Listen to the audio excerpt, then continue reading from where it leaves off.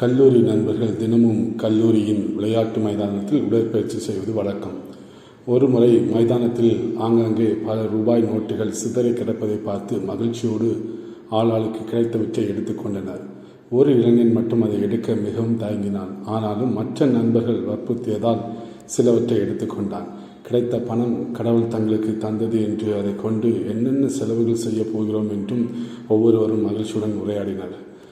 இந்த இளைஞன் மட்டும் சற்று மன உறுத்தலோடு அமைதியாய் இருந்தான். சில நிமிடங்களில் ஒரு பெரியவர் பரபரப்போடு மைதானத்தில் எதையோ தேடிக்கொண்டிருந்தார். அவர் தான் தொலைத்த பணத்தை தான் தேடுகிறார் என்று நண்பர்கள் யூகித்தனர். ஆனாலும் அதை கவனிக்காதது போல் பயிற்சியில் ஈடுபட்டனர். திடீரென இந்த இளைஞன் தேடும் பெரியவரை அழைத்து விஷயத்தை கூறி பணத்தை திரும்பி கொடுத்தான். மற்ற நண்பர்களும் பணத்தை திரும்ப செலுத்த வேண்டிய சூழல் ஏற்பட்டது. பெரியவர் அனைவரிடமும் அதிக நன்றியை தெரிவித்துவிட்டு சென்றார்.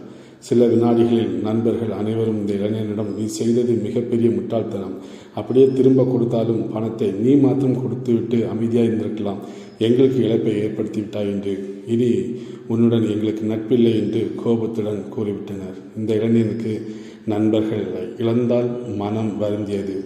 ஆனாலும் நேர்மையுடன் இருந்ததால் மனம் அதிகம் மகிழ்ந்தது. நேர்மை சில இழப்புகளை நிச்சயம் தரும், ஆனால் அது தரும் மகிழ்ச்சி இழப்புகளை விட அதிகமாக இருக்கும்.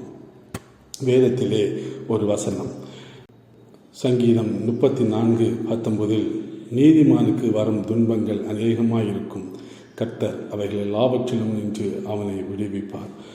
நாம் நீதியாக நியாயத்தோடு சில காரியங்களை செய்யும் பொழுது இதேபோல் சில இழப்புகள் நமக்கு வரும். ஆனாலும் நித்தியமான ஒரு சந்தோஷம் நமக்குள்ளாக இருக்கும். நீதியாக வாழ்வோம். கர்த்தர் தாமே நம்மை ஆசீர்வதிப்பாராக. ஆமென்.